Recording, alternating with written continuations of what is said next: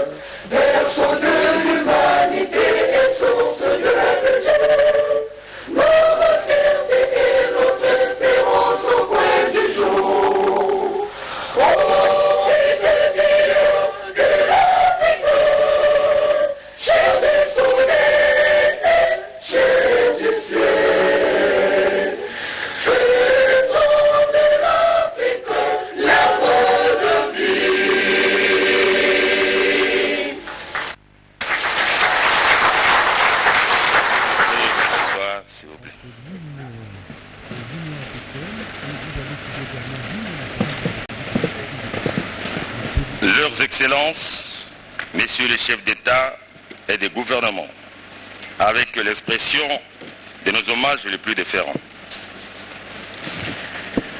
Honorables, Excellences, Mesdames et Messieurs, distingués invités,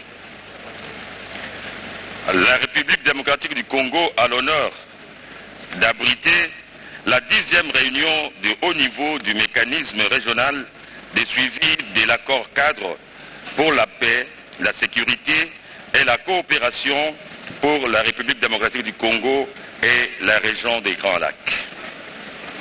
Ainsi, le protocole saisit cette occasion pour souhaiter aux chefs d'État et des gouvernements ainsi qu'à toutes les délégations la bienvenue et un agréable séjour à Kinshasa. Sont présentes à ce sommet les personnalités suivantes. Excellence, M. Yoweri Kaguta Museveni, président de la République d'Ouganda et président en exercice du mécanisme régional de suivi de l'accord pour la paix, la sécurité et la coopération pour la République démocratique du Congo et la région des Grands Lacs.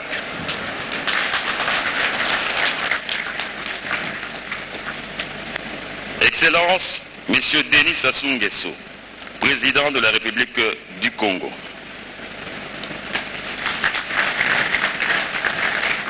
Excellence, M. Faustin Archange Touadéra, président de la République centrafricaine. Excellence, M. João Marcel González Lorenzo, président de la République d'Angola. Excellence, M. Cyril Ramaphosa, président de la République d'Afrique du Sud. Excellence, M. Évariste Ndayishimiye, président de la République du Burundi. Excellence, M. Félix Antoine Tshisekedi Tshilombo, président de la République démocratique du Congo. M. Edouard Girente, Premier ministre de la République du Rwanda, représentant son Excellence M. Paul Kagame, président de la République du Rwanda. M. Kassim Majaliwa, Premier ministre de la République unie de Tanzanie, représentant son Excellence Madame Samia Suluhu Hassan, présidente de la République unie de Tanzanie. M. Malik Agar Eir, membre du Conseil souverain de transition de la République du Soudan, représentant son Excellence M. Abdel Fattah al-Burhan, président du Conseil de souveraineté de transition de la République du Soudan. M. Eugène Wamalwa, ministre de la Défense de la République du Kenya, représentant son Excellence M. Uhuru Kenyatta, président de la République du Kenya. M. Ambrose Lufuma, ministre de la Défense de la République de Zambie, représentant son Excellence M. Hakainde Hichilema, président de la République de Zambie.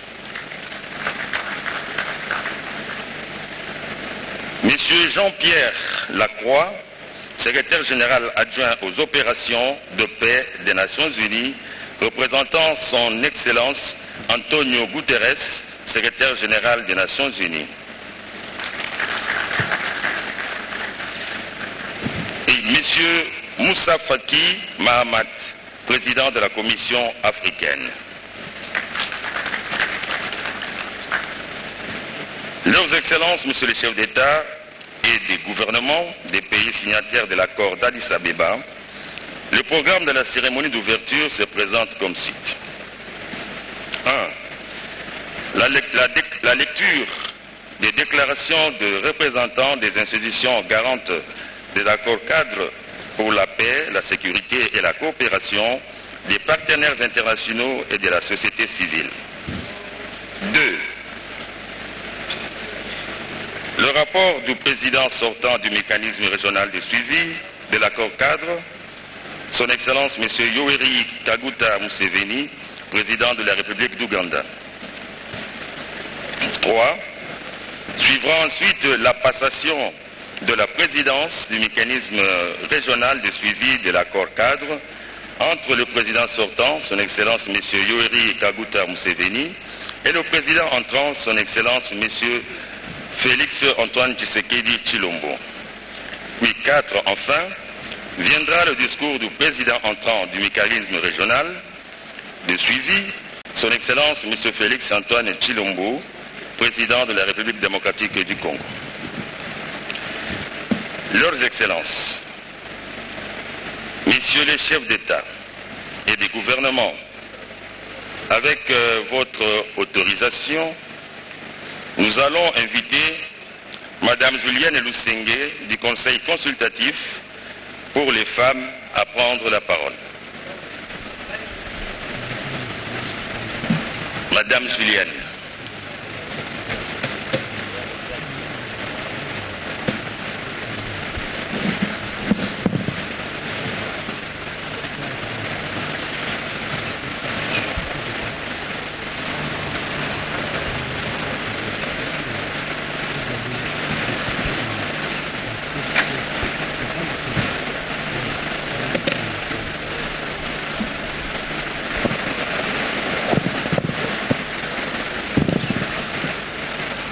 Excellences, Messieurs, Félix Antoine Tshisekedi Tshilombo, président de la République démocratique du Congo,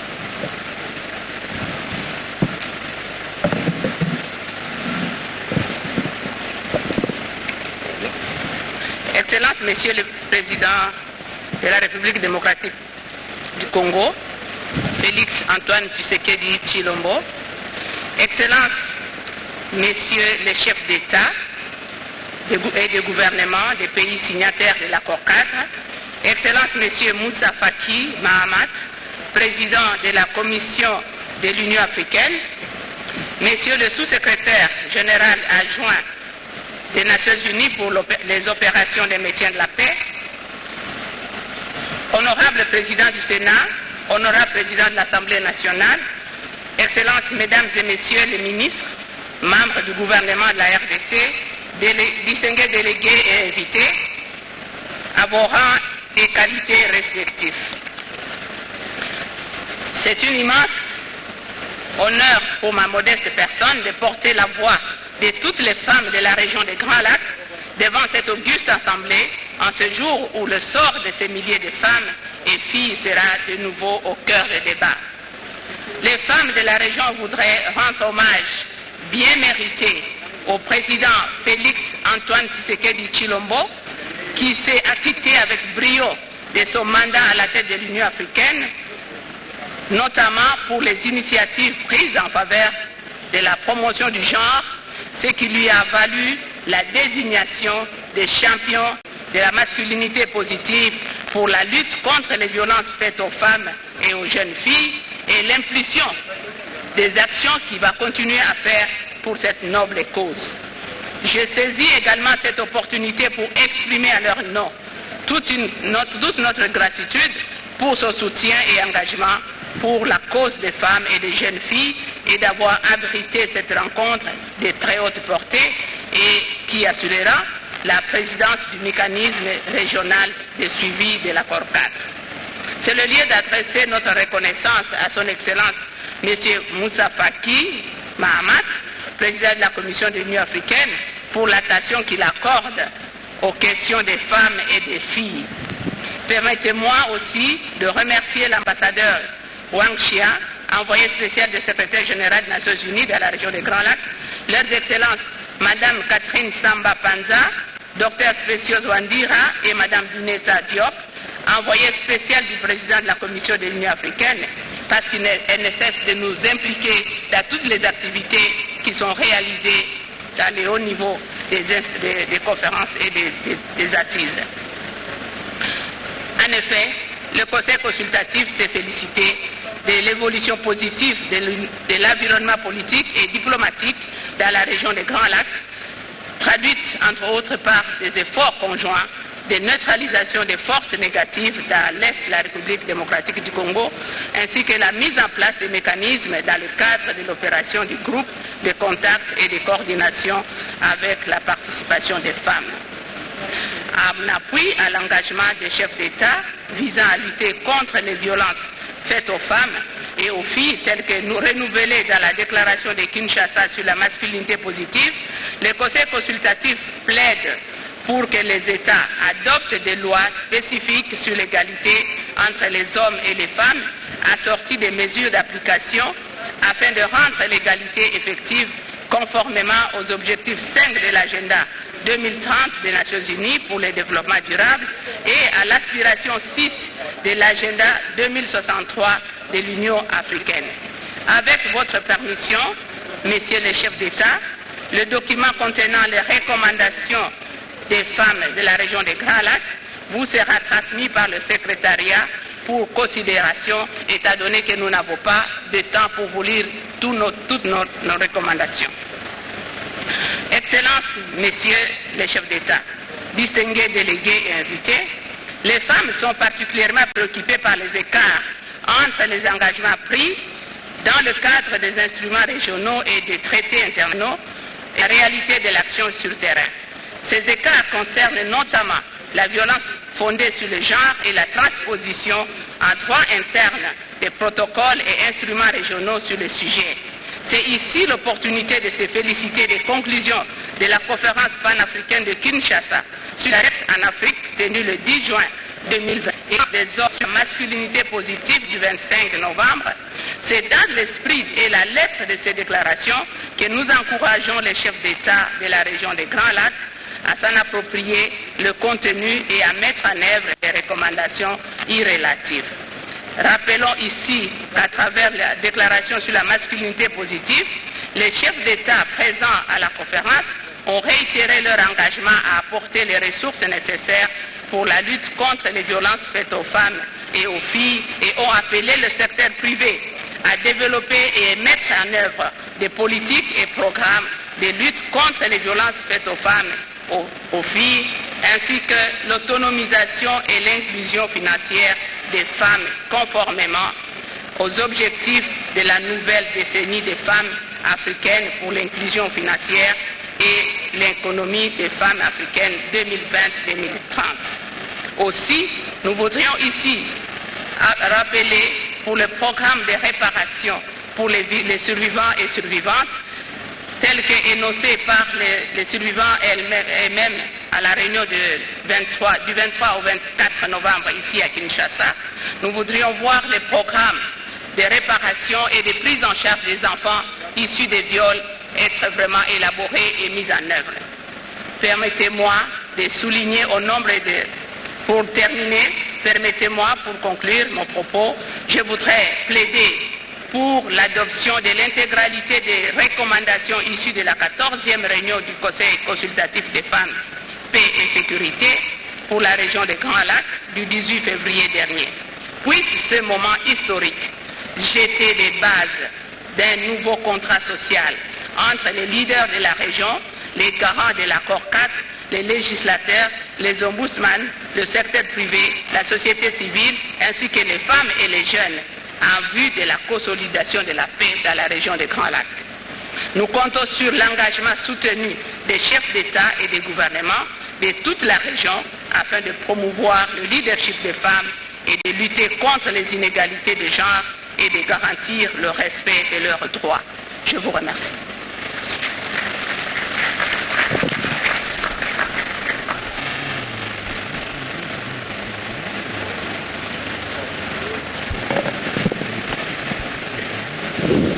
Le protocole invite son Excellence, Monsieur l'ambassadeur Bernard Quentin, envoyé spécial de l'Union européenne, de bien vouloir prendre la parole.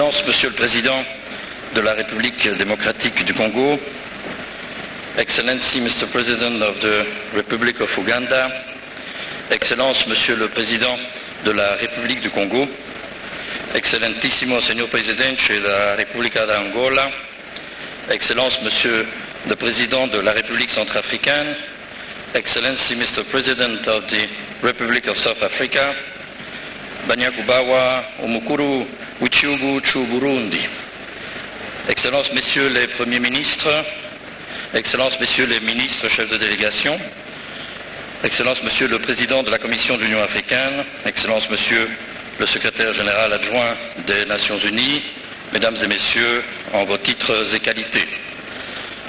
Tout d'abord, je tiens à vous assurer que c'est bien conscient de l'honneur que vous me faites que je m'adresse à vous et à cette auguste Assemblée aujourd'hui, d'autant que je le fais au nom de l'Union européenne, de ses États membres et singulièrement de la Belgique et de la France au titre du mécanisme, ainsi que du Royaume-Uni et des États-Unis d'Amérique.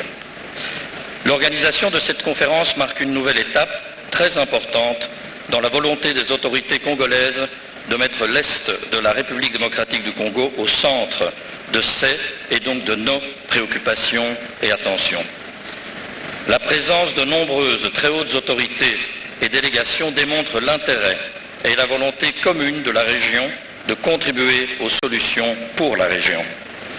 Elle est en même temps le fruit d'une amélioration remarquable de ces relations régionales grâce à l'action diplomatique qui a été revitalisée par les présidents de la République démocratique du Congo, de l'Ouganda, du Rwanda et du Burundi, et qui a débouché sur la signature de divers instruments de coopération bilatérale. La réactivation de la quadripartite en est aussi un exemple remarquable. Nous espérons de tout cœur que cet élan politique positif dans la région se consolidera davantage et se poursuivra avec l'ensemble des États de la région. Nous apprécions à juste titre tous vos efforts pour la paix, la sécurité et la stabilité en République démocratique du Congo et dans la région. Je pense en particulier aux efforts déployés par le président Lourenço d'Angola en sa qualité de président de la conférence internationale sur la région des Grands Lacs, ou ceux de l'envoyé spécial des Nations Unies pour la région des Grands Lacs, mon collègue et ami l'ambassadeur Wang Chia, pour la mise en œuvre d'une stratégie et d'un plan de l'ONU, un plan d'action de l'ONU pour la région et de la MONUSCO, qui participe au quotidien aux efforts de pacification à l'est de la RDC. Nous nous concentrerons aujourd'hui sur l'accord cadre et sa mise en œuvre pour le bénéfice de la RDC et de la région. En même temps, le contexte mondial et les événements de cette semaine ailleurs en Europe, avec l'agression contre l'Ukraine, le mépris pour sa souveraineté et son intégrité territoriale, nous rappellent les raisons pour lesquelles la région et la communauté internationale se sont engagées en faveur de la paix par le respect de la souveraineté et de l'intégrité territoriale de la RDC et pourquoi cet engagement reste essentiel. Excellences, Mesdames et Messieurs, avant de participer à cette conférence, j'ai voulu me rendre compte, autant que possible, de la situation à l'est de la RDC. Lors d'une courte mission que j'ai pu entreprendre à Goma, je n'ai pu que constater une situation humanitaire et sécuritaire très préoccupante. D'autant plus d'ailleurs que la lecture ou l'analyse de cette situation qui recueille un large consensus d'acteurs étatiques et non étatiques de et dans la région ne semble pas forcément partagée par toutes les autorités locales. Les acteurs humanitaires de premier plan regrettent un rétrécissement de leurs zones et capacités d'action, tandis que la décomposition de certains groupes est allée de pair avec des représailles contre la population civile. D'autres groupes, pourtant démobilisés depuis des mois ou même plusieurs années, se sont soudainement réactivés. Les services de sécurité congolais ne semblent pas toujours suffisamment en mesure de faire face à ces nombreux défis sécuritaires et d'ailleurs, nous savons aussi par expérience qu'il n'y a pas de solution qui ne soit que militaire ou sécuritaire. Les défis sont immenses en la matière et la République démocratique du Congo sait et doit pouvoir compter sur le soutien de tous ses partenaires bilatéraux et multilatéraux comme la MONUSCO déjà citée. 9 ans après sa signature, l'accord cadre reste toujours pertinent car il présente justement un cadre où peuvent être appréhendées de manière consensuelle les causes profondes des conflits complexes qui perdurent depuis des décennies dans cette zone.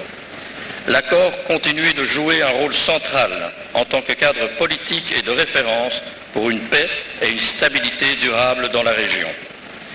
Il est souscrit par tous les pays et organisations dans la région ainsi que par les principaux acteurs internationaux.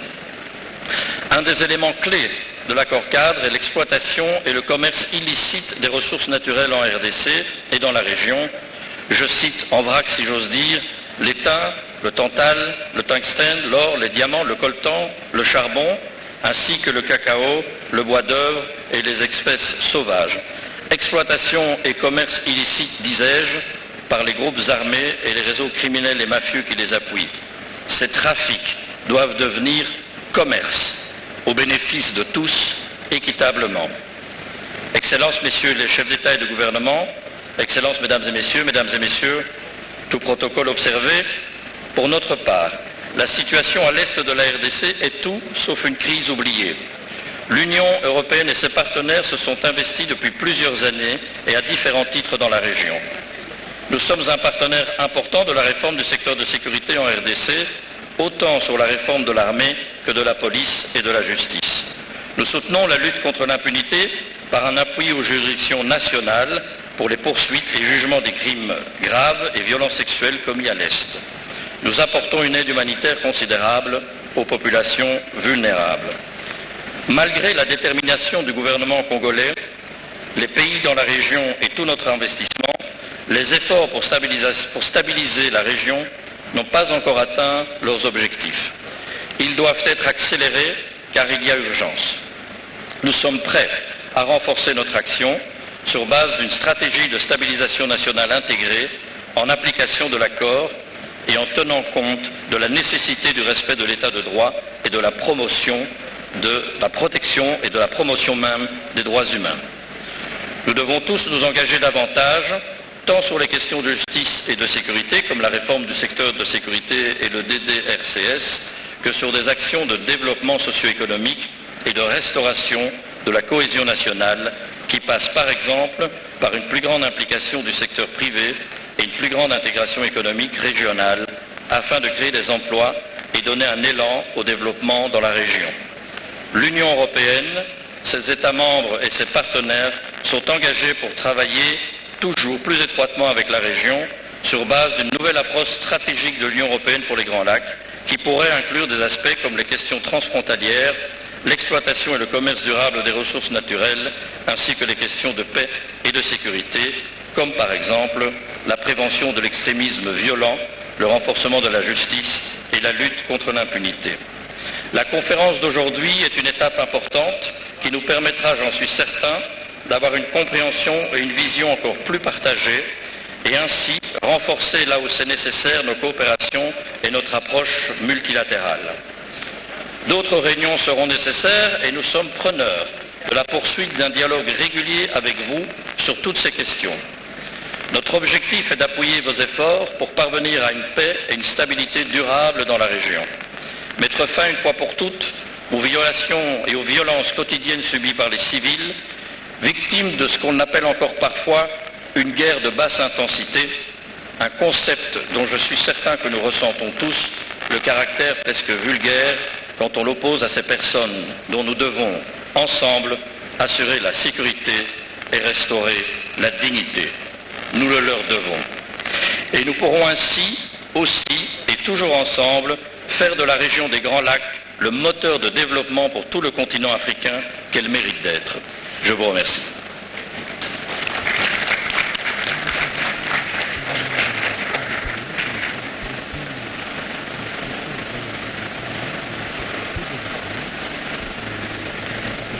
Le protocole invite Son Excellence M. Moussa Faki Mahamat, président de la Commission de l'Union africaine, pour son allocution.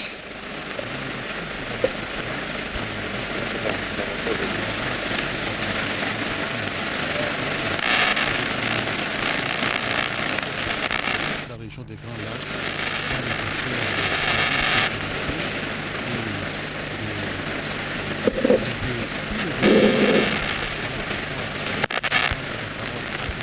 Excellences, Messieurs les chefs d'État, de gouvernement et de délégation, Monsieur le secrétaire général adjoint représentant le secrétaire général des Nations Unies, Mesdames et Messieurs les ministres, Mesdames, Messieurs les membres du corps diplomatique, Mesdames, Messieurs,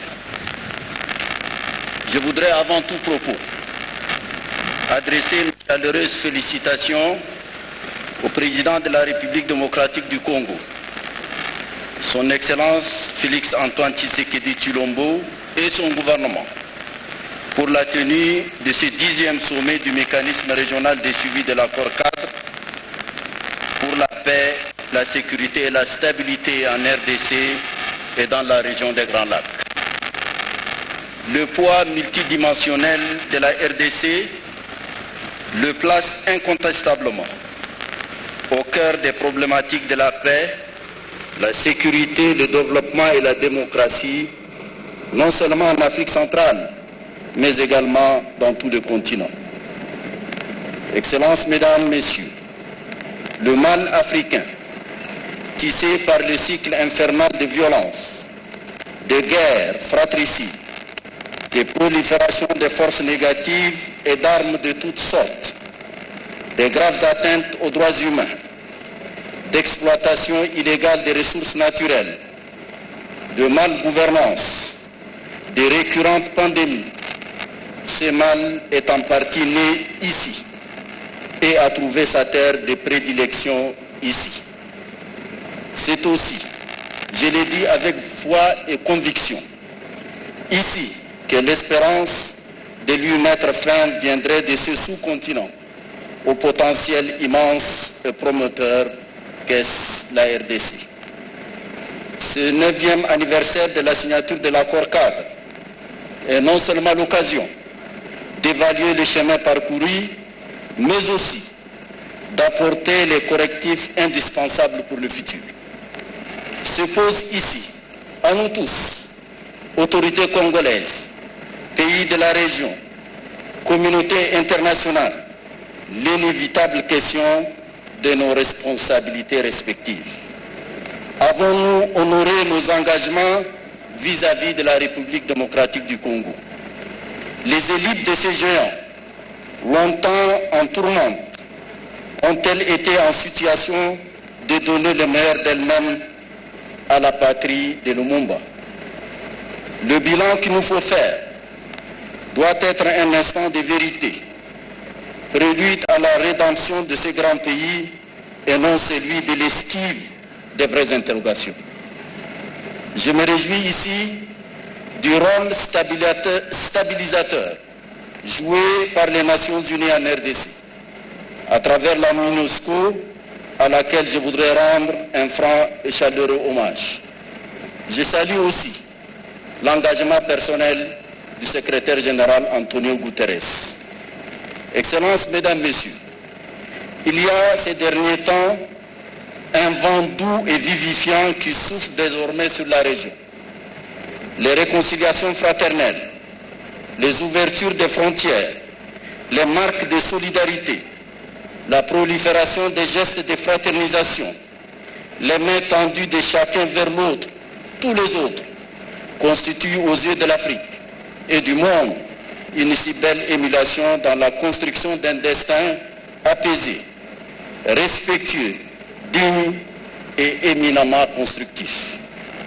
Je voudrais mentionner pour le salut la tenue d'élections démocratiques en RDC, au Burundi, en Tanzanie, en Ouganda et en RCA.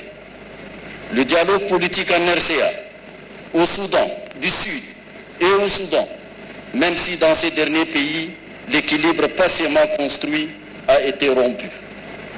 Je me félicite aussi de la résolution pacifique de la crise opposant l'Ouganda au Rwanda, la réouverture de leurs frontières à Gatouné, l'amélioration des relations entre la RDC et le Rwanda, et entre le Rwanda et le Burundi, et le rapprochement entre la RDC et la Zambie. Enfin, j'applaudis l'initiative prise par le président Yoweri Museveni et le président Félix Tshisekedi de faire mener par leurs forces de défense des opérations militaires conjointes contre le groupe rebelle des ADF. Cette initiative, qui rejoint celle menée par le Rwanda et le Mozambique contre les groupes terroristes opérant dans la province de Cabo Delgado, ou encore par le Tchad et le Mali, le Tchad, le Cameroun, le Niger et le Nigeria, prouve que la solidarité militaire intra-africaine peut se substituer valablement aux interventions militaires étrangères sur le continent. Monsieur le chef d'État de la région, vous voudriez bien trouver ici l'expression enthousiasmée d'appréciation de vos multiples initiatives de détente, d'apaisement et de fraternisation. Bien sûr, différents groupes et forces négatives continuent ici ou là d'infester certaines régions et constituer des épines qu'il s'agit d'enlever de nos pieds pour rendre notre marche plus aisée, plus soutenable, mieux sécurisée. Des millions de civils, des femmes et d'enfants ne dorment pas encore dans la quiétude. Ils ne retrouveront cette quiétude et leur bonheur de vivre qu'une fois le désarmement total et définitif de tous les hors-la-loi, répondant aux acronymes divers, aura été complètement accompli. C'est le moment de rendre un hommage mérité à tous les hommes et femmes en uniforme qui ont donné leur vie pour la paix et la sécurité dans la région et saluer la mémoire de toutes les victimes innocentes de la barbarie des groupes armés au nord Kivu, au sud Kivu, dans la province orientale, au Katanga. Excellences, Mesdames et Messieurs, les Grands Lacs, le Sahel, la Corne de l'Afrique posent avec d'autres le défi les plus préoccupants aujourd'hui en Afrique, celui de la paix et de la sécurité. Nous avons accusé un vrai retard dans la prise de conscience active de ce mal. Nos partenaires n'ont pas eu une posture différente de la nôtre. J'en suis arrivé à la conviction qu'il nous faut ici un vrai sursaut. Le péril est en extension. Il jette ses tentacules dans presque toutes les directions du continent. Ce nouveau développement du phénomène de violence nous rappelle l'ardente obligation d'une action proprement collective, solidaire, cohérente et déterminée. Nous avons certes formulé dans les termes idoines notre projet phare de faire taire les armes. Nous en sommes pourtant, pour l'essentiel, restés à ce stade de formulation théorique. Je me demande si le moment n'est pas venu de prendre à bras le corps la question avec davantage de perspicacité décisionnelle. La célébration d'une presque décennie de l'accord cadre du 24 février 2013 serait une célébration au moins en partie manquée si elle n'insufle pas cette nouvelle volonté de s'attaquer autrement aux défis sécuritaires à l'échelle de la région et du continent. Je ne suis pas loin de penser qu'avec la conjugaison des volontés politiques, la mutualisation des moyens africains et de la mobilisation volontariste de nos partenaires, les Nations Unies en tête, le sursaut souhaité serait à notre portée. J'invite instamment à y travailler sans délai et sans faiblesse. Je vous remercie de votre aimable attention.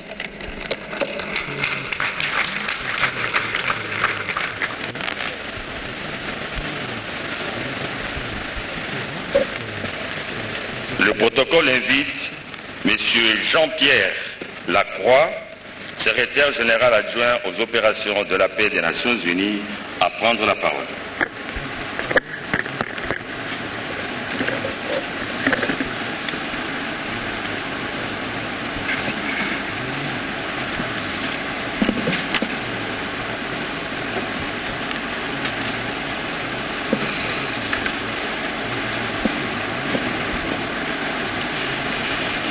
Excellences, Monsieur le Président de la République démocratique du Congo, Excellences, Messieurs les chefs d'État, Monsieur le Premier ministre, Messieurs les ministres, Mesdames et Messieurs les représentants des organisations régionales et internationales, Mesdames et Messieurs, tout protocole observé.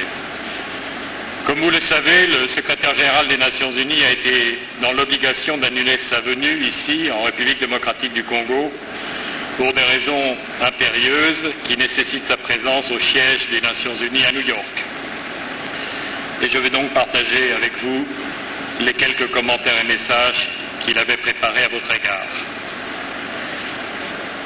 Tout d'abord, au nom du secrétaire général des Nations Unies, je remercie son Excellence le Président Tshisekedi d'avoir associé les Nations Unies à la réunion de haut niveau du mécanisme régional de suivi de l'accord cadre signé à Addis Abeba il y a exactement 9 ans. et je le remercie également ainsi que son gouvernement pour l'organisation de ce sommet et la chaleureuse hospitalité qui nous est réservée. Nous remercions également le président Museveni pour l'impulsion donnée aux efforts régionaux au cours de son mandat comme président du mécanisme régional de suivi. Nous sommes aujourd'hui réunis pour mesurer les progrès accomplis et aborder les grandes orientations politiques en vue de surmonter les obstacles sur notre chemin. Les Nations Unies souhaitent d'ores et déjà vous féliciter pour les succès obtenus et les étapes franchies.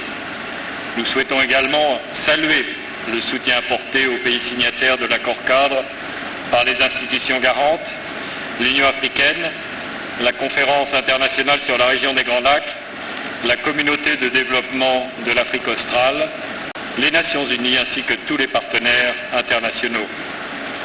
Le secrétaire général des Nations Unies se félicite de la dynamique de coopération qui caractérise les relations entre les États de la région des Grands Lacs, comme en témoigne notamment l'intensification des initiatives diplomatiques et la signature de traités bilatéraux sur le commerce, les infrastructures et la sécurité. Nous saluons les démarches entreprises par le Rwanda et l'Ouganda pour la normalisation de leurs relations bilatérales dans le cadre du processus quadripartite, et avec le précieux soutien des présidents Tshisekedi et Lorenzo. Nous saluons également le dialogue entre le Burundi et le Rwanda et leur volonté d'aplanir les différences qui subsistent. Par ailleurs, les Nations Unies se réjouissent des récentes initiatives sous-régionales visant à faire avancer les objectifs de l'accord cadre. Nous pensons notamment à la création d'un groupe de contact et de coordination pour la mise en œuvre de mesures non militaires contre les groupes armés dans l'est de la RDC. Nous pensons aussi aux travaux du réseau de coopération judiciaire des Grands Lacs, dont l'objectif est d'avancer la lutte indispensable contre l'impunité, ou encore aux discussions amorcées à Khartoum en août dernier par les pays et les partenaires de la région pour une meilleure gestion des ressources naturelles. Excellences, Mesdames et Messieurs, toutes ces avancées sont encourageantes. Pourtant, nous le savons, les défis sont tout aussi nombreux. Nous devons tout faire pour que les promesses portées par l'accord cadre soient pleinement réalisées.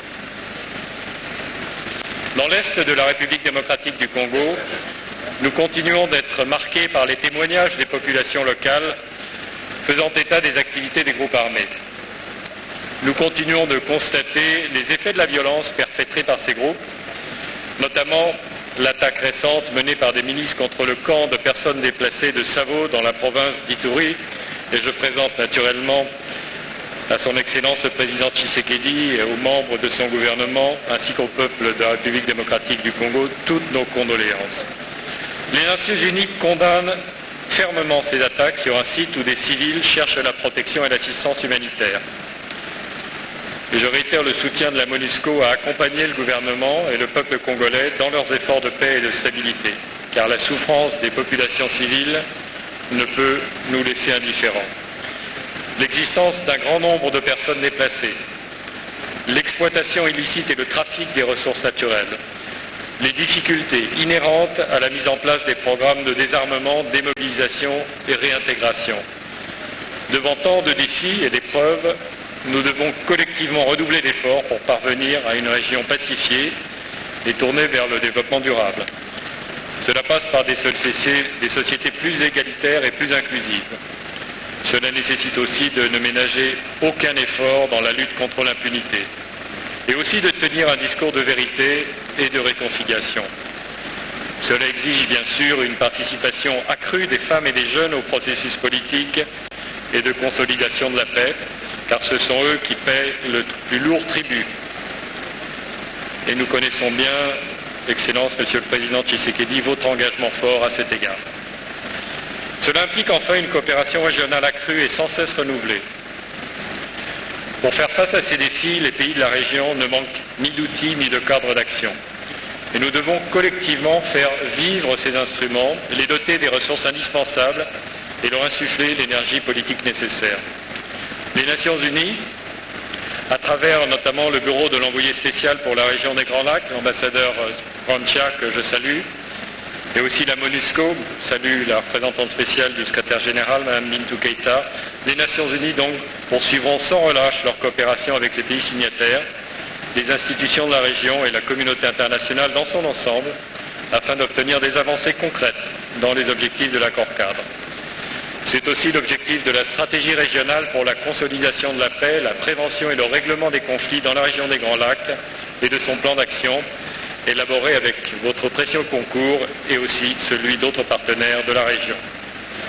Cette stratégie est l'expression de l'engagement des Nations Unies à œuvrer main dans la main avec vous et avec les peuples de la région afin de promouvoir la paix, la sécurité, l'intégration économique régionale, autant de conditions indispensables à la stabilité et au développement durable de la région. Excellences, Messieurs les chefs d'État, Excellences, Mesdames et Messieurs, je ne saurais terminer cette intervention sans dire un mot de la détermination du secrétaire général des Nations Unies et de toute l'organisation à continuer de plaider pour une plus grande solidarité de la communauté internationale envers les pays de la région et du continent.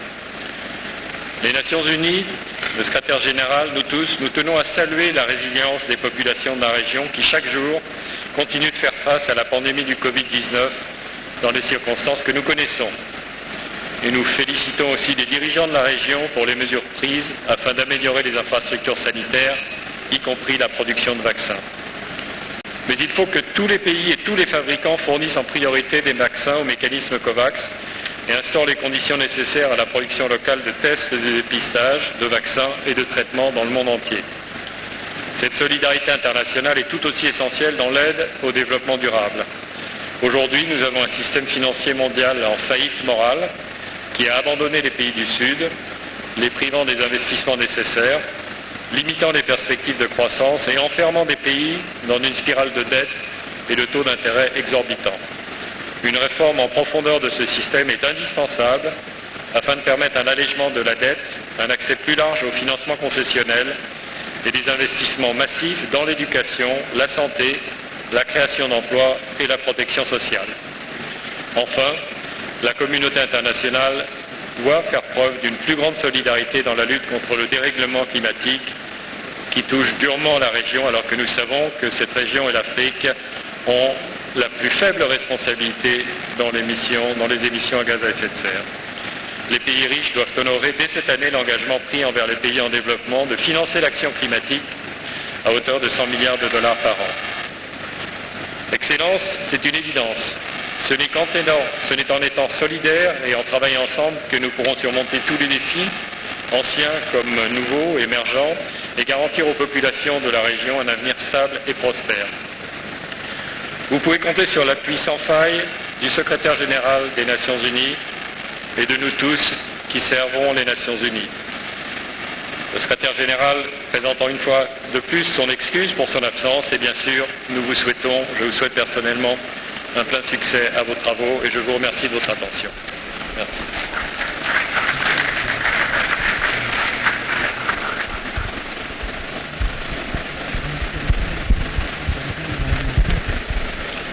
Très respectueusement, le protocole invite Son Excellence M. João Manel González Lorenzo, président de la République d'Angola et président en exercice de la CIRGL, pour son allocution.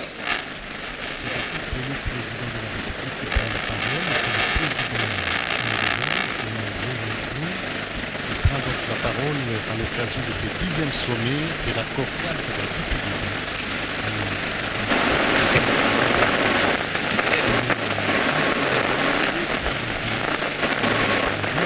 Sua Excelência, dans ce pays, il parle en portugais. Museveni, Presidente da República do Uganda, exercício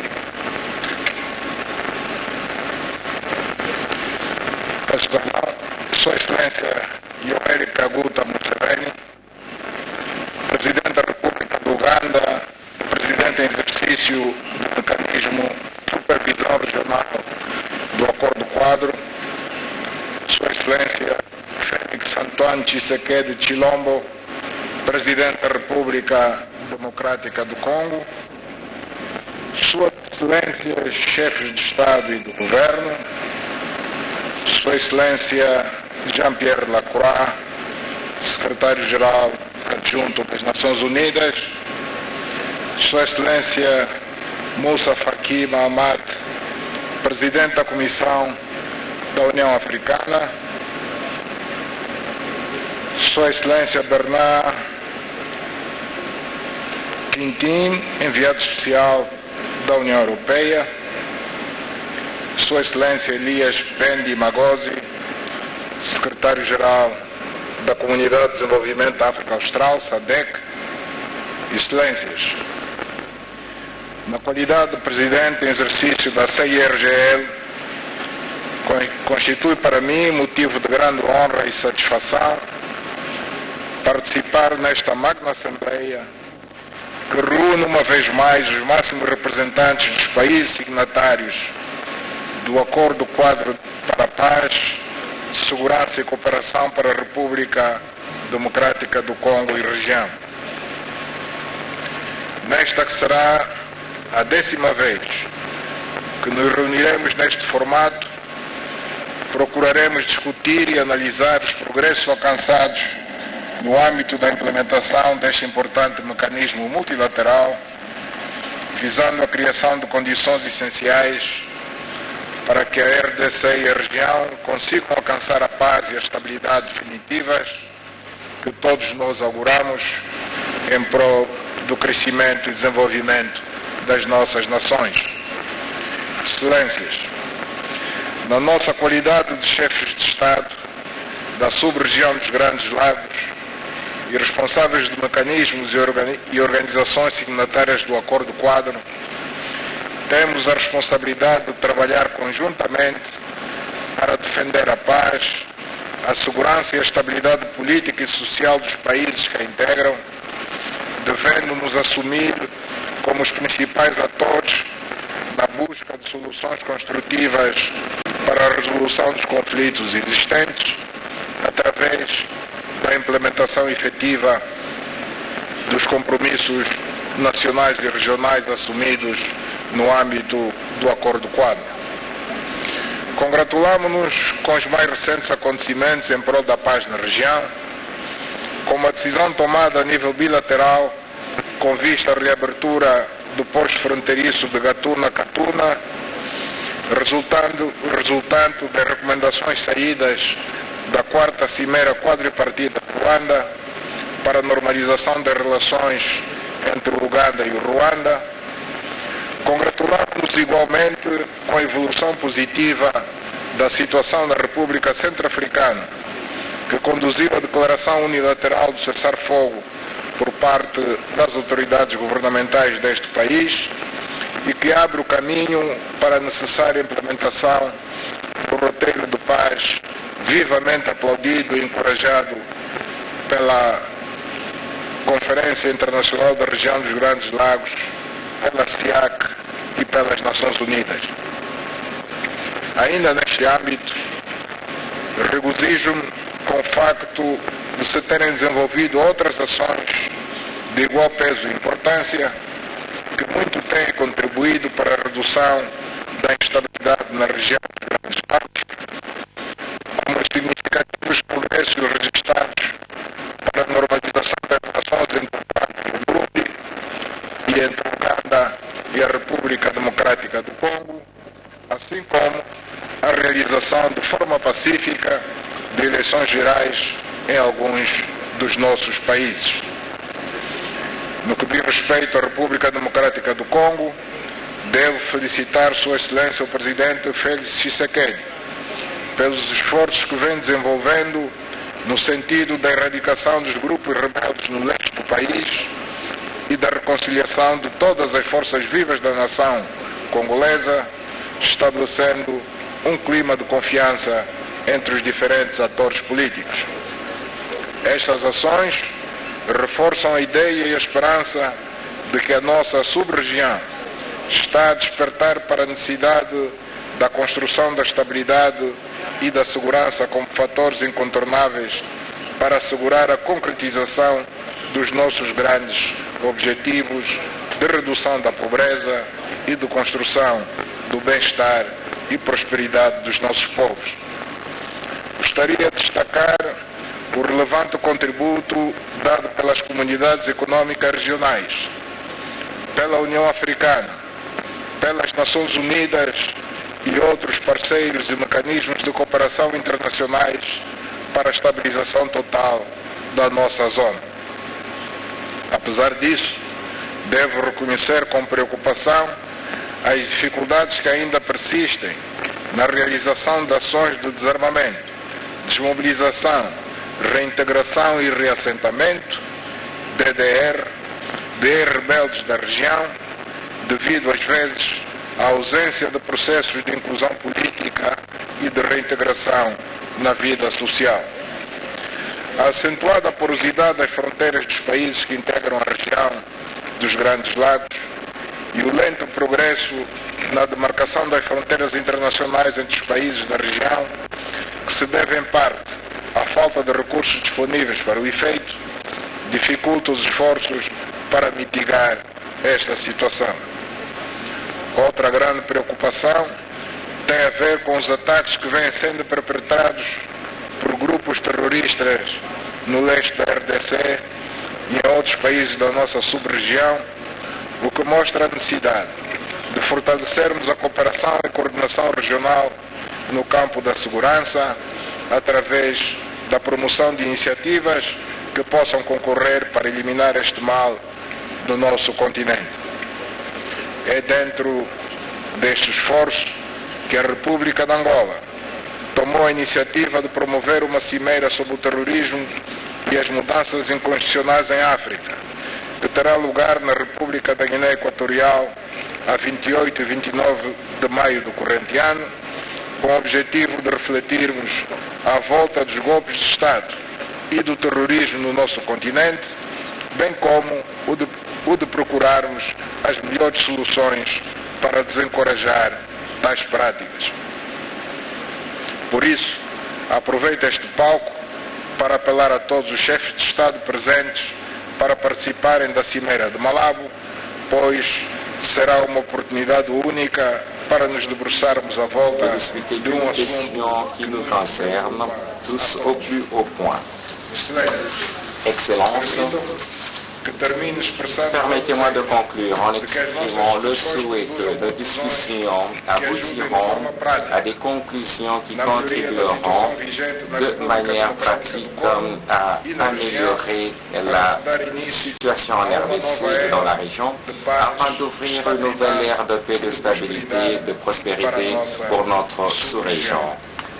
Merci beaucoup à tous.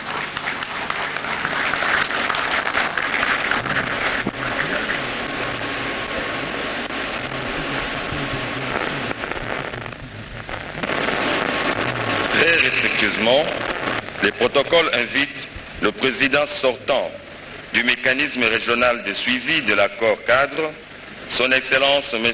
Yoweri Kaguta Museveni, président de la République d'Ouganda, pour le discours de circonstance.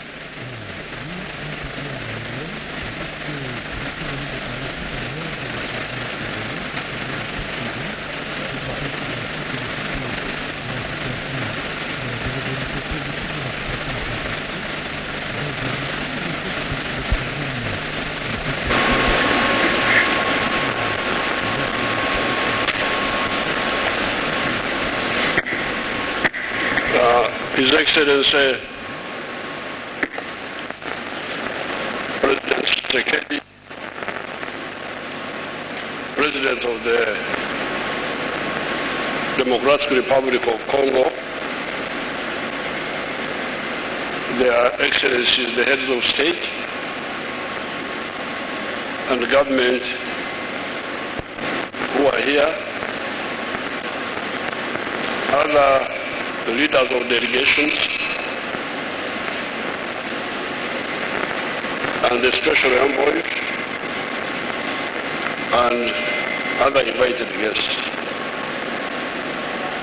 I am here to hand over the oversight mechanism to His Excellency Tshisekedi, and I have a report here. written by the Secretariat. It's a long one, 17 pages.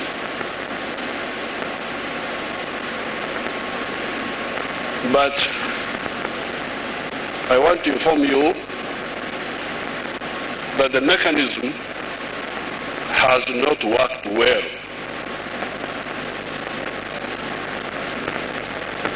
And it has not worked well for 4 reasons. Reason number 1 is the pseudo ideology which was imported into the Greater Lakes region by some of the actors. I am from one of the most ancient indigenous groups in the Great Lakes. In the Great Lakes,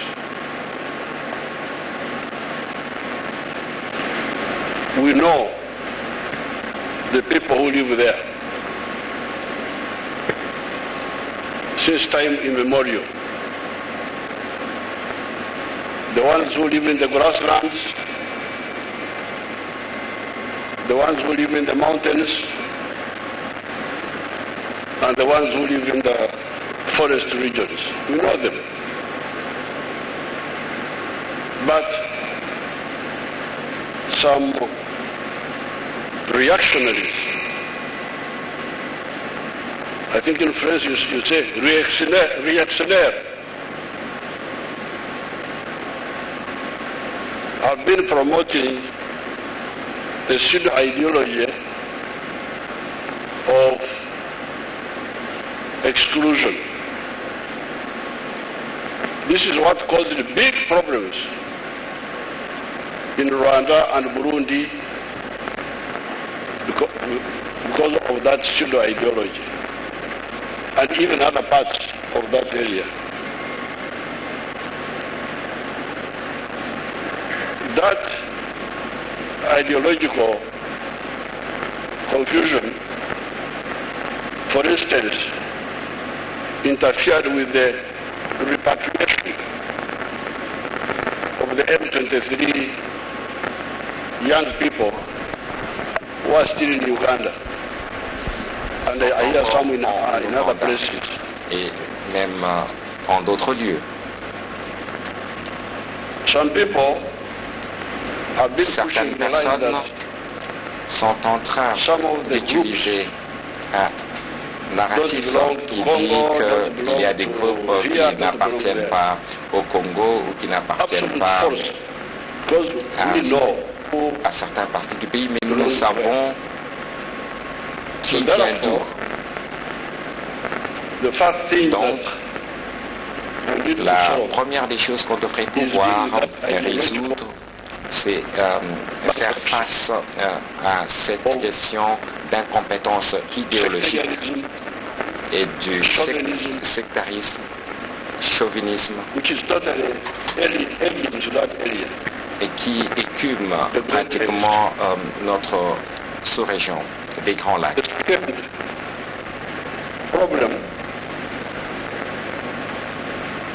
Et le deuxième problème, c'est la gestion de la sécurité.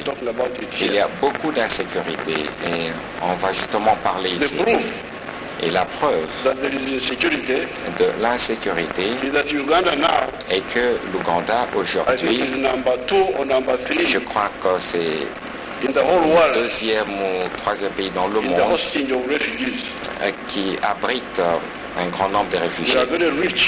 Nous sommes riches en termes de réfugiés. Nous avons 1,7 million de réfugiés. Nous pensons que nous sommes pratiquement le deuxième pays après la Turquie, avec 1,7 million réfugiés. Ces réfugiés ne viennent pas de la Lune. Ils viennent de la région des Grands Lacs. Et cela est une conséquence de l'insécurité. Voilà ceux qui sont en Ouganda, mais j'entends parler d'autres personnes déplacées internes. Et cela est causé par des attaques perpétrées par des groupes criminels.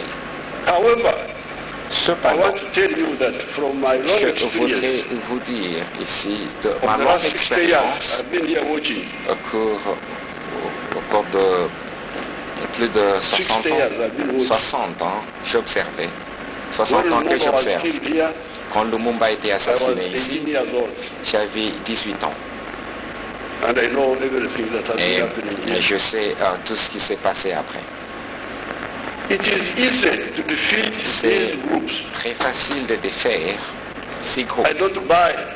Je ne suis pas pour l'idée qu'il y a des grands problèmes, parce que nous les avons éradiqués en Ouganda. Les groupes qui sont dans certaines parties de nos pays ici viennent de l'Ouganda, par exemple les ADF, les Nalu, par exemple Kony, qui est quelque part. Nous les avons défaits. Et comment nous sommes pris? Et cela est justement lié à notre idéologie. Une chose menant à une autre. Et même les Interahamwe, ils ne peuvent pas opérer au Rwanda. C'est pour dire que ce problème d'insécurité en Afrique qui monte en crescendo peut être résolu. Nos anciens, Mwalimu Nyerere, Kenneth Kaunda, Sekama, et les combattants de la liberté de l'Angola, du Mozambique, de l'Afrique du Sud, du Zimbabwe, ont fait face et résolu les grands problèmes. Samora Machel et Agostinho Neto ont défait l'armée portugaise. Amilcar Cabral l'a également fait.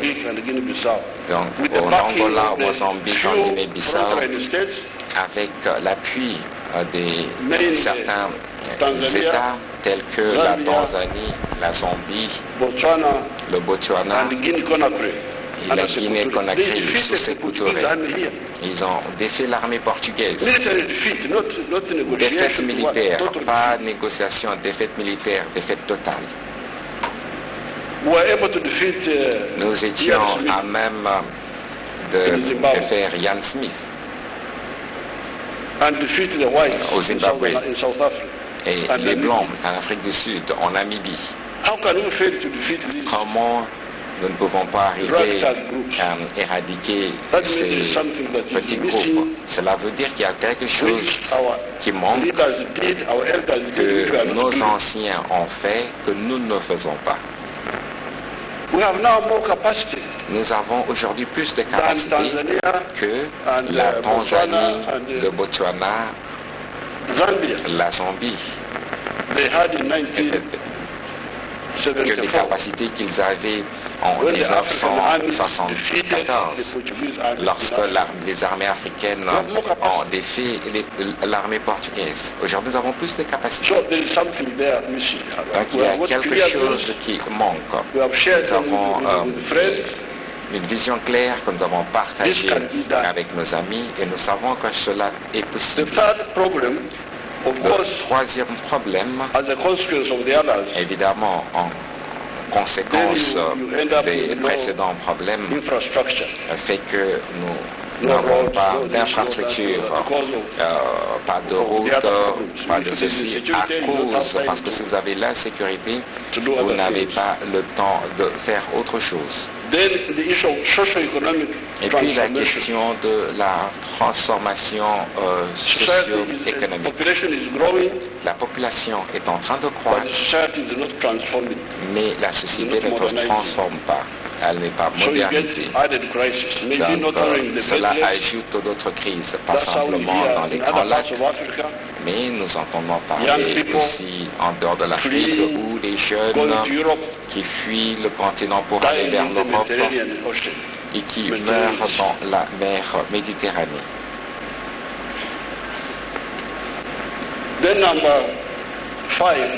Et le cinquième point,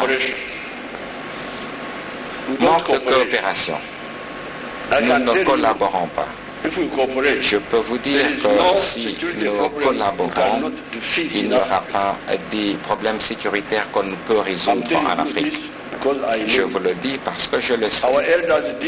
Nos anciens l'ont fait. Mwalimu, Kaunda, Sekama, Sékou Touré. Kwame Nkrumah a été déchu par les impérialistes avant qu'ils ne réalisent quelque chose. Nassa, Boumedienne, Ben Bella,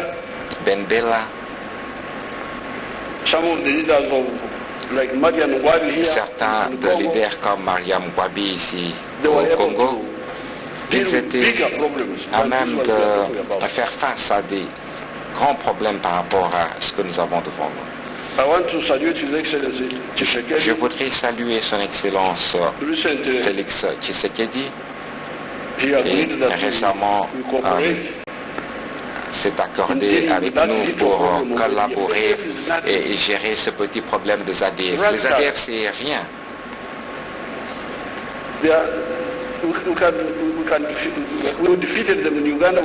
Nous les avons défiés en Ouganda et on peut pouvoir le faire encore. Et donc, Excellence, je n'ai pas parcouru le rapport. C'est le rapport du secrétariat. Moi, je vous donne mon opinion. Mais je vais pouvoir passer le rapport au président entrant.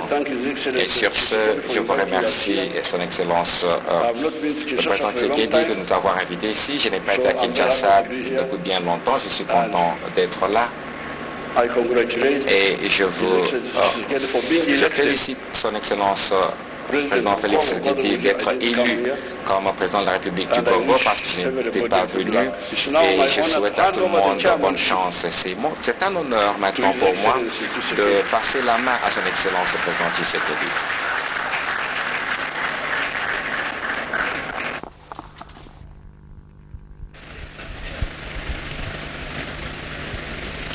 Leurs Excellences, Messieurs les chefs d'État et de gouvernement des pays signataires de l'accord-cadre d'Addis Abeba, avec l'expression de leurs hommages renouvelés.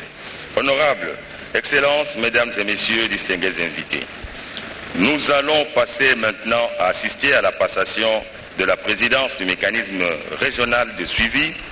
À cet effet, le protocole invite très respectueusement son Excellence M.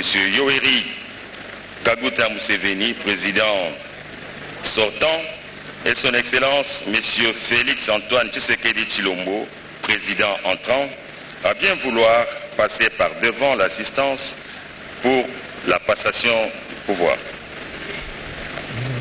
Voilà, très chers téléspectateurs, le bâton de commandement du mécanisme de suivi régional de suivi de l'accord-cadre d'Addis Abeba sera remis officiellement au président de la République démocratique du Congo, Félix Antoine Tshisekedi Tshilombo. Oui, il y a une phrase importante prononcée par le président Yoweri Kaguta Museveni en anglais.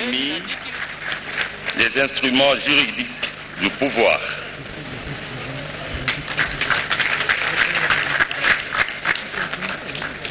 Particulièrement heureux.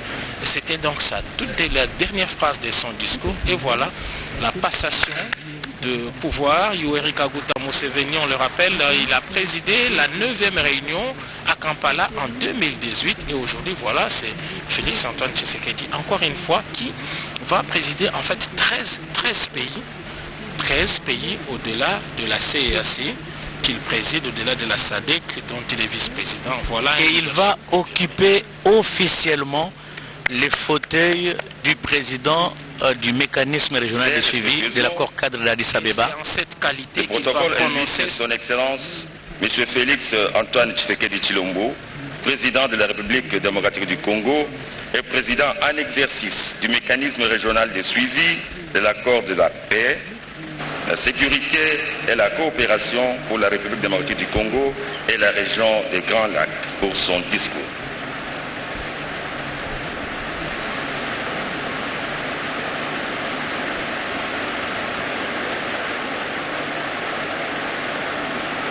Excellence, Monsieur Yoweri Kaguta Museveni, président de la République d'Ouganda.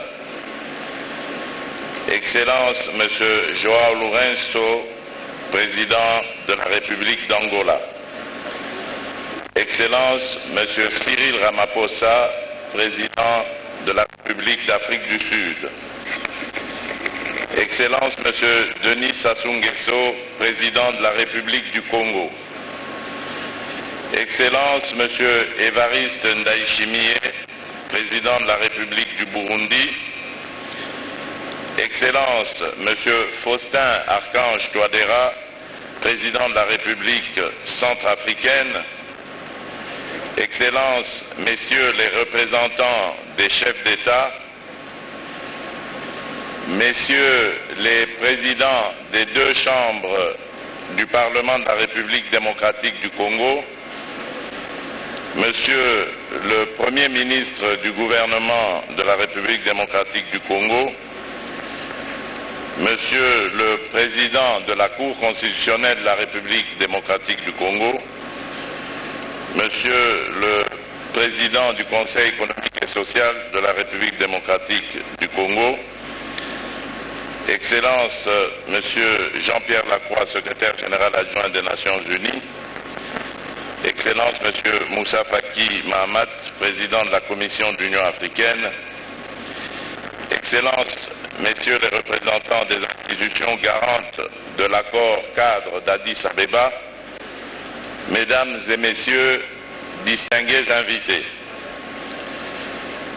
c'est avec une grande joie et un honneur tout aussi grand que la République démocratique du Congo abrite ce jour la 10e réunion de haut niveau du mécanisme régional de suivi de l'accord cadre d'Addis Abeba pour la paix, la sécurité et la coopération pour la République démocratique du Congo et la région. À vous tous, chères parties prenantes, chers invités, je vous souhaite au nom du peuple congolais et au mien propre la cordiale et chaleureuse bienvenue à Kinshasa. J'entends en outre vous exprimer ici ma gratitude pour avoir répondu positivement à l'invitation vous adressée en dépit de la longue attente qui a pu jalonner la tenue de ce sommet. En effet, au-delà des incompatibilités de calendrier, le monde a été, comme vous le savez, bousculé, si pas paralysé par la pandémie de Covid-19, bouleversant ainsi nombre d'activités au niveau national, régional et international en raison des restrictions qu'elle a générées. Toutefois, bien que saillantes, ces réalités ne sont parvenues à avoir raison de notre détermination à faire de notre capitale, pour le compte de cette 10e réunion, le lieu de rencontre et d'avancement de la cause de la paix et du développement de la région des Grands Lacs, comme convenu lors du précédent sommet. À cet égard, il me revient de souligner l'investissement et le soutien sans faille de mon cher frère, son Excellence M. Yoweri Kaguta Museveni, président de la République de l'Ouganda, que je félicite pour le leadership imprimé durant sa mandature à la tête de la structure, mais également de saluer l'accompagnement des Nations Unies à travers son envoyé spécial pour la région des Grands Lacs, M. Wang Chia. Excellences, Mesdames et Messieurs, 9 ans, jour pour jour, se sont écoulés depuis la signature de l'accord d'Addis Abeba qui, jadis, avait suscité tant d'espoir, notamment celui de l'avènement d'une nouvelle ère dans la région, à savoir celle d'une paix, d'un développement durable, transcendé et matérialisé par une série d'engagements auxquels ont souscrit les parties prenantes que nous sommes.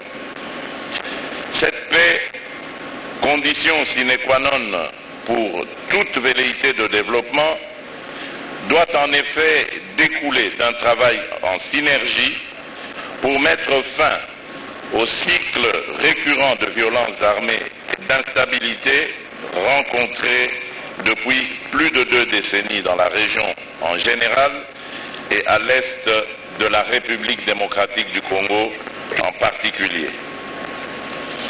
En effet, plusieurs défis demeurent à être relevés pour rompre la spirale de violence découlant de l'activisme des groupes armés locaux et régionaux, dont les plus nocives se veulent être les Allied Democratic Forces, ADF en sigle, mouvement terroriste islamiste qui constitue une sérieuse menace à la sécurité et à la stabilité régionale.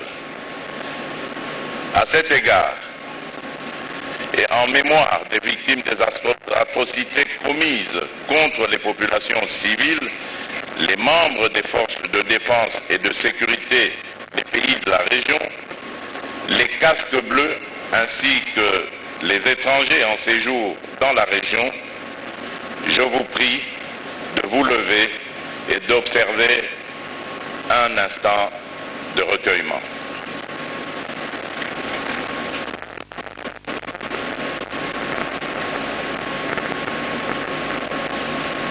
Je vous remercie.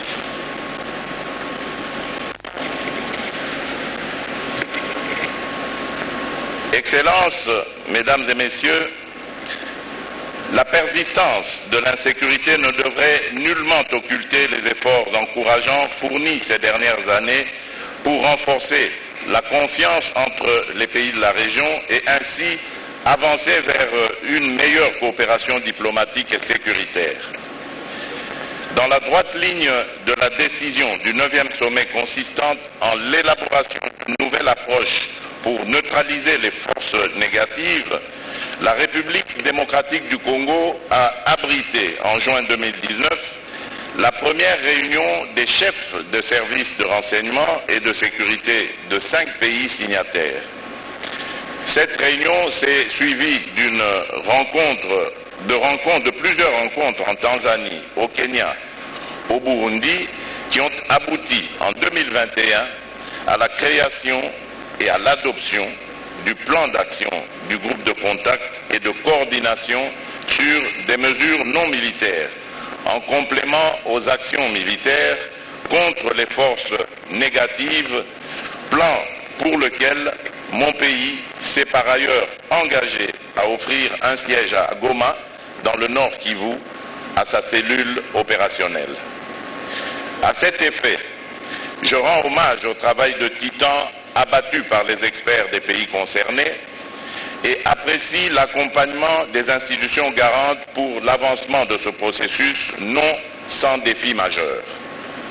Excellences, Mesdames et Messieurs, ma volonté de voir éclore un environnement de paix et de stabilité à l'est de mon pays m'a mené, dès ma prise de fonction, à entamer une diplomatie de la main tendue et du dialogue vis-à-vis des pays de la région avec lesquels nous partageons des frontières communes.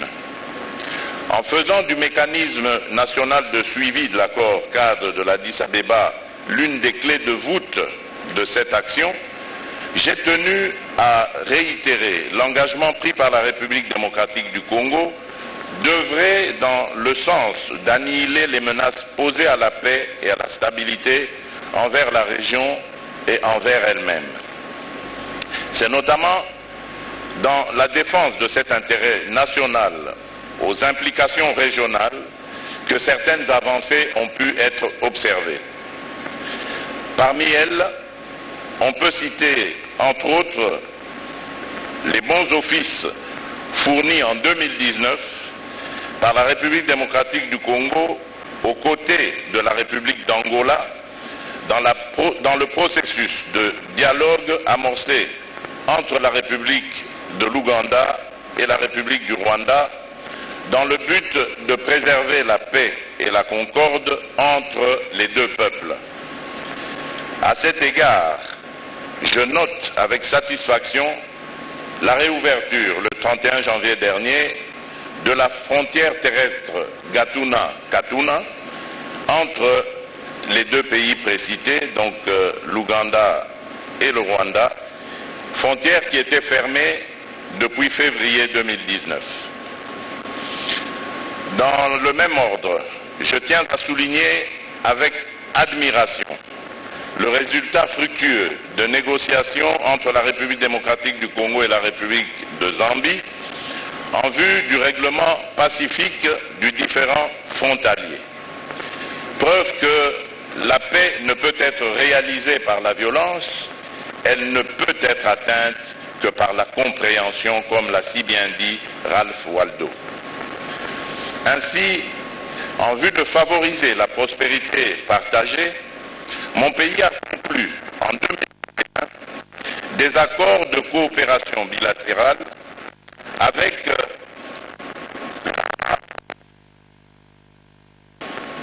projet de construction des routes. Là, nous avons la route qui part de la frontière avec l'Ouganda, de Kasindi, qui passera par Beni, Butembo et jusque Goma si tout va bien. Avec la République du Rwanda, nous avons une joint venture dans l'industrie de l'or entre une entreprise nationale congolaise et une entreprise privée rwandaise. Un mémorandum d'entente avec la République de Burundi pour développer certains projets, le plus important étant le chemin de fer qui viendrait de Dar es Salaam jusqu'à Uvira, en passant évidemment par le Burundi. Avec la République du Congo, le projet de construction du pont route-rail sur le fleuve du même nom qui sépare les deux pays, les deux capitales les plus rapprochées du monde. Avec la République de Zambie, le projet de construction d'une chaîne de valeur de fabrication, d'une chaîne de fabrication de batteries électriques. Avec la République d'Angola, la construction du chemin de fer Kolwezi-Dilolo qui irait rejoindre celui de Benguela pour aller vers le port de Lobito. Avec la République centrafricaine, un projet de mise sur pied d'un bac qui va faciliter la traversée de la rivière la rivière entre Bangui et la ville de Zongo. Tout cela, c'est comme pour paraphraser Kofi Annan, le prix Nobel de la paix en 2001 et ancien secrétaire général des Nations Unies, qui disait « Sans progrès, il n'y a pas de paix possible.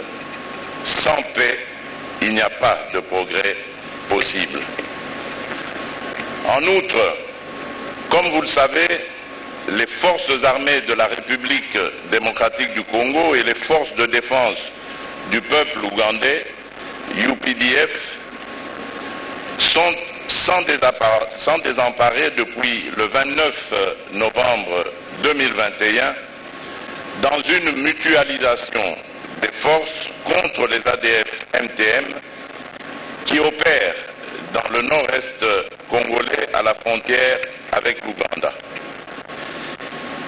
Excellences, messieurs les chefs d'État et de gouvernement, Excellences, Monsieur le Président de la Commission de l'Union africaine, Excellences, Monsieur le Secrétaire général adjoint des Nations Unies, Excellences, Mesdames et Messieurs les chefs de délégation, Excellences, Messieurs les représentants des institutions garantes de l'accord cadre d'Addis Abeba, distingués invités, Mesdames et Messieurs, la République démocratique du Congo poursuit une logique de coopération avec tous les pays voisins en vue de résolution efficace des problèmes le long des frontières communes. À ce titre, plusieurs centaines de combattants des groupes armés étrangers ont été capturés et rapatriés dans leur pays d'origine. Ce travail se poursuivra jusqu'à la pacification et à la stabilisation totale de la partie orientale de mon pays, notre ultime but. Nous avons intérêt à conjuguer nos efforts pour bâtir une paix collective sous peine d'annihiler les efforts de redressement de nos États respectifs. À ce titre, je vous remercie pour la responsabilité que vous avez résolu de confier au travers de ma personne à la République démocratique du Congo de présider à la destinée du mécanisme régional de suivi au cours des 12 prochains mois. Au nom des Congolaises et des Congolais, j'accepte volontiers votre décision collective. Je place mon mandat sous le signe de la consolidation des progrès, modeste serait-il, accompli dans la mise en œuvre de l'accord cadre d'Addis Abeba et du renforcement de la coopération régionale pour gagner le pari de la paix durable. Il revient à toutes les parties prenantes de se remobiliser pour redynamiser notre structure régionale de gouvernance du dit accord cadre et de mieux impliquer les populations dans la noble lutte pour la paix, la sécurité et la stabilité en République démocratique du Congo et dans la région. Que vive la paix et la stabilité dans la région des Grands Lacs. Je vous remercie. C'est mon mandat sous les signes de l'accomplissement du progrès. C'est en ce terme que le président a clôturé son discours au cours de ce sommet du mécanisme régional. À cette étape de la cérémonie, c'est l'étape de huis clos des chefs d'État et de gouvernement en formant 1+4. Ainsi, nous demandons aux invités officiels et la presse de sortir de la salle. Nous vous remercions. Mais voilà, c'est le huis clos qui commence, très chers téléspectateurs. Nous allons certainement revenir les après-midi pour la cérémonie de clôture. Monsieur Patrick Mutombo Kambila.